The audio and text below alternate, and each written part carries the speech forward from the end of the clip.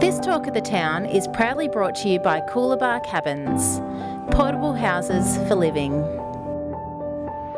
Welcome to Mildura Weekly, and joining me today is Alice Springs Town Councillor Jacinta Price. Jacinta, welcome to the studio. Thank you for having me, John. Well, you've been in Mildura with your Mind the Gap, Bridging the Indigenous Divide tour. Tell us about that.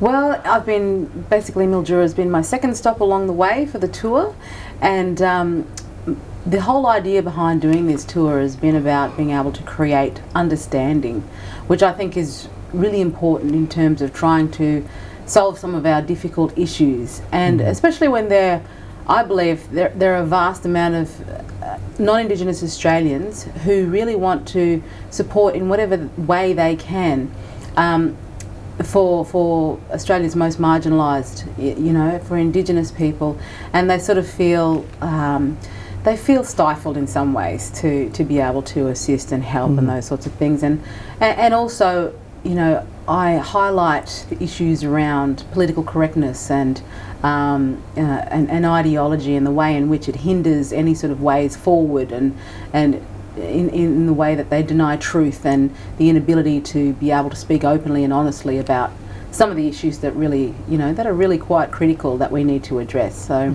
it's about being able to have open, frank discussion, and the audience members participate by asking questions as well themselves. Yeah, well, I believe it was a very good night. I've spoken to someone who was there. Speaking of being frank and open, you've come into some criticism from Indigenous people over some of your comments. How do you handle that? Well, everyone is entitled to their own opinions, and I think it's really important that all different opinions are being heard, because quite often a narrative has been pushed throughout when it comes to Indigenous issues in Australia, and none of the other variety of voices are necessarily heard. So my idea is to challenge that, to change the narrative, and to ensure that those quiet voices are heard.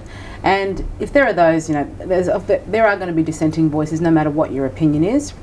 There are those people who want to disregard what I'm trying to bring forward.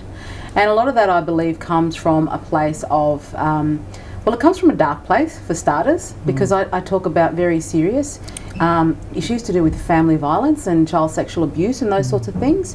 And for some of those issues, they can really hit a sensitive spot with a lot of people, especially when in our circumstances in Australia, Indigenous people are affected greatly in those areas. So of course there are going to be those who would prefer to keep a lid on things, who would prefer to keep quiet on those issues and not be seen as, they want to be seen themselves as perpetual victims of colonisation and of white Australians, which to me is not practical. No. Because our issues come about within our own communities. The suffering that is endured within our own communities is because of violence perpetuated by our own people.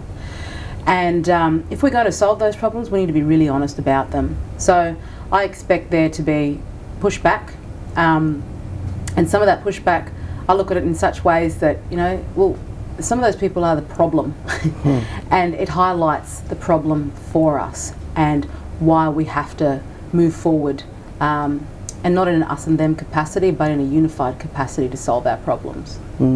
I recently heard you describe yourself as a product of reconciliation. Can you expand on that? Sure. Well, I don't know how reconciled someone can get when they've got, an Aboriginal mother and a white Australian father, our lives have been about balancing two different cultures. In terms of cultures, you can't get two cultures that are entirely different from one another at one end of the scale to the other. And so I've certainly felt like I've had to act as the medium between mum and dad, and our lives have been really interesting in navigating our way through on both sides for us. But at the same time, I feel very privileged to be in that position, to have a rich knowledge of my traditional culture on both sides, really. I'm proud that I have Celtic ancestry, and I'm proud that I have Warrapari ancestry, and I'm proud that I get to call Australia home, because that's where it all comes together for me. You've been very politically active, and in fact you were a candidate at the recent federal election, in May, in the seat of Lingari. it was a pretty hard-fought contest there, and in fact it got a little bit nasty at times. Yes, it did. I've been involved in a couple of elections because my mother was previously a minister in the country Liberal government, the former country Liberal government, and what I have come to understand is that there are two standards in this country. There is one for non-Indigenous, broader Australian community, and then those in remote communities who can be taken advantage of because of their circumstances, because they are vulnerable, because they lack education, and because they have a dependency on welfare as well.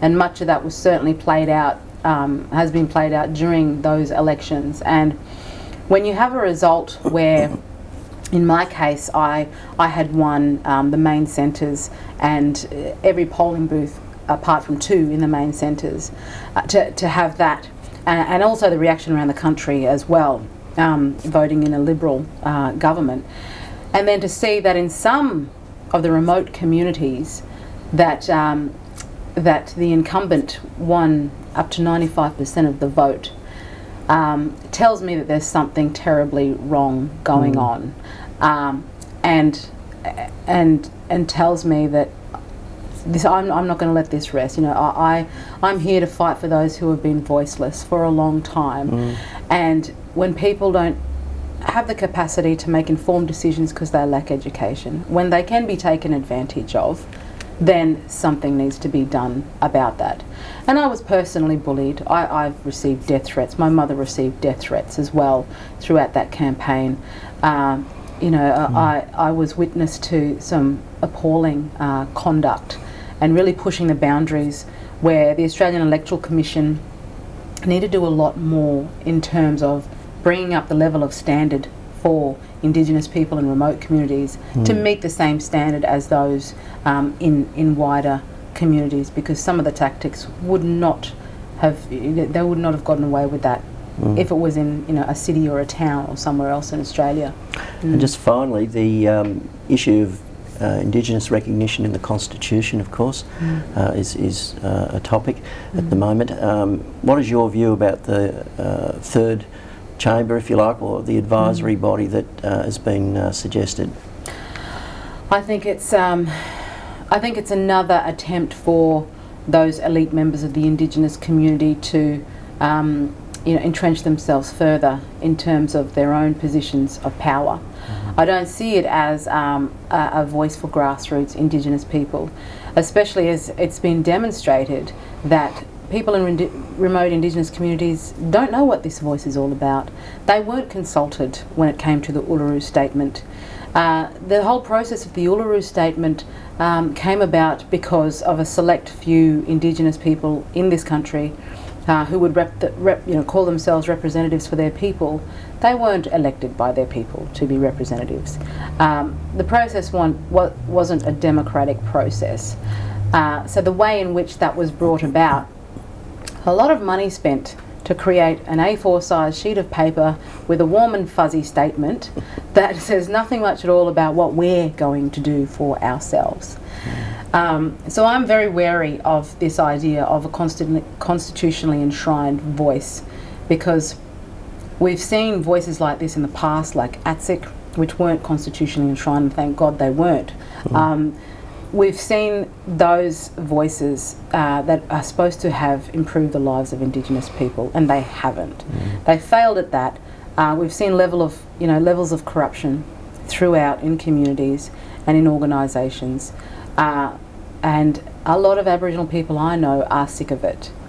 And if we were really going to change things for our communities, the amount of money that gets poured into our communities needs to be looked at. We need to look at where that wastage is happening. We need to lift the standards and ensure that money is actually being used to produce practical outcomes that are propelling Aboriginal people further forward. But in terms of the voice, yes, I'm very sceptical about it, and I know there are others out there who are, and Indigenous people who feel like they've not been heard. And the fact that the media and non-Indigenous Australians, well-meaning non-Indigenous Australians, will run with the idea thinking that it is something that the majority of Indigenous people want. We have to be recognised as individuals who think differently as well. and that we too are Australian citizens, not something separate, not a separate entity. So, yeah. Jacinta, we could talk all day. We could. Thank you for coming in, and all the very best with the rest of your tour around Australia. And we might catch up with you again another day. Thank you.